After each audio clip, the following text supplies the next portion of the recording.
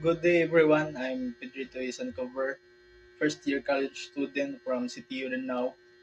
My course is BIT Electrical, and my section is one each day. So today, my topic for today is climate change, entitled "Together We Can Fight Climate Change." Climate change is one of the biggest problems our world is facing today. The weather is changing, the heat is rising, and natural disasters are becoming stronger. These changes affect our food, homes, and even our health. We must act now to protect our planet before it's too late.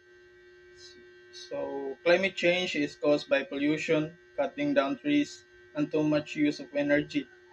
But we can help stop it our own simple ways. We can plant trees, save electricity, throw our trash properly, and avoid wasting water.